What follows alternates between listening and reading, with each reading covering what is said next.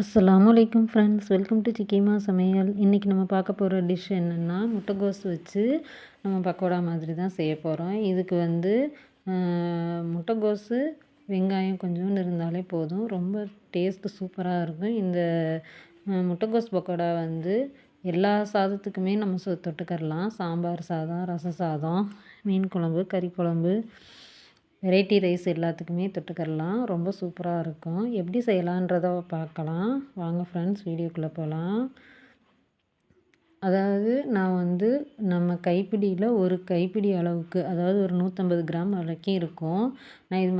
நான் இந்த மாதிரி பொடிசாக நம்ம பஜ்ஜி சீவுற கட்டையில் வச்சு சீவிக்கிட்டேன். இதில் வந்து ஒரு பெரிய வெங்காயத்தில் மீடியம் சைஸ் வெங்காயம், ஒரு வெங்காயம் நல்லா பொடிசாக கட் பண்ணி அதையும் சேர்த்துக்கிட்டேன். முட்டைக்கு நறுக்கிற மாதிரி நறுக்கிக்கிட்டு, ஒரு பச்சை மிளகா சேர்த்துக்கிட்டேன். கருவேப்பிலை வந்து 4-5 கொத்து உங்களுக்கு பொடிசாக கட் பண்ணி சேர்த்துக்கிட்டேன். 1/2 ஸ்பூன் மிளகாத்தூள், 1/2 ஸ்பூன் கரம் மசாலா, 1/2 ஸ்பூன் வந்து இஞ்சி பூண்டு பேஸ்ட்டு, ஒரு 5 ஸ்பூன் அளவுக்கு கார்ன்ஃப்ளவர் மாவு சேர்த்துருக்கேன். சேர்த்துக்கிட்டு 1/2 ஸ்பூன் அளவுக்கு உப்பு சேர்த்துக்கிறேன் நான். இப்போ 1/2 ஸ்பூன் அளவுக்கு உப்பு சேர்த்துக்கிட்டு 2 ஸ்பூன் அளவுக்கு நம்ம அரிசி மாவும் சேர்த்துக்கிட்டு இது மாதிரி நல்லா பிணைஞ்சு கொடுத்துக்கரலாம். பிணைஞ்சிட்டு நல்லா எல்லா பக்கமும் படுற மாதிரி நம்ம பிணைஞ்சிட்டு லைட்டாக கொஞ்சம் கொஞ்சமாக தண்ணி தெளித்து கொஞ்சம் நம்ம ஒரு உருண்டை பிடிச்சா லைட்டாக ரொம்பவும் மாவு தண்ணி நிறையா போகாமல் கொஞ்சம் பிடிக்கிற மாதிரி வந்தால் போதும்.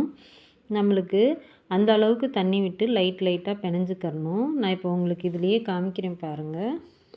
அப்படி நம்ம பிணைஞ்சிட்டால் தான் மசாலா வந்து உதிராது. இல்லை ரொம்ப தண்ணி இல்லாமல் ரொம்ப வரன்னு பிணைஞ்சோம்னா மசாலா வந்து இதில் பிரிஞ்சிரும். எண்ணெயில் போட்ட உடனே பிரிஞ்சிரும். பாருங்கள் எந்த அளவுக்கு நான் வந்து இது தண்ணி ஊற்றி பிணைஞ்சிருக்கேன்னு பாருங்கள்.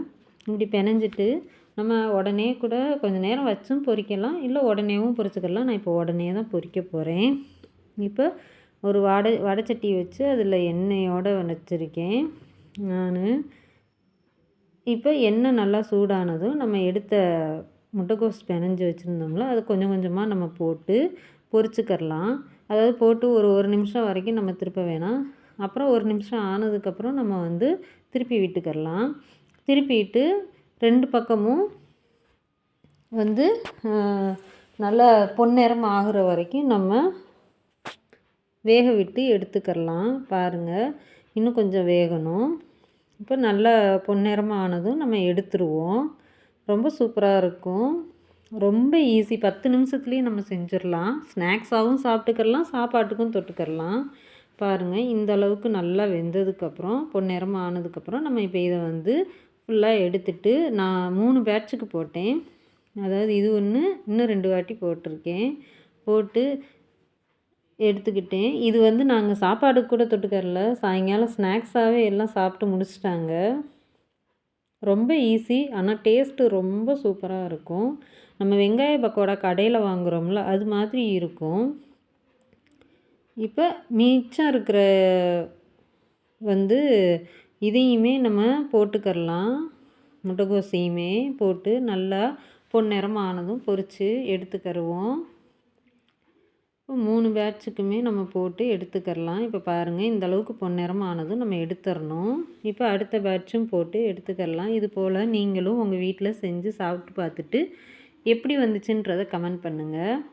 நம்ம வீடியோ பிடிச்சிருந்துச்சுன்னா லைக் பண்ணுங்கள், ஷேர் பண்ணுங்கள், கமெண்ட் பண்ணுங்கள். ரொம்ப பிடிச்சிருந்துச்சுன்னா சப்ஸ்கிரைப் பண்ணி வச்சுக்கோங்க. பக்கத்தில் இருக்கிற பெல் பட்டனையும் கிளிக் பண்ணி வச்சுக்கோங்க. அப்போ தான் நாம் போடுற எல்லா வீடியோவும் உடனுக்குடன் நோட்டிஃபிகேஷனாக உங்களுக்கு வரும். இதில் 4 கருவேப்பிலையுமே நம்ம போட்டுக்கரலாம்.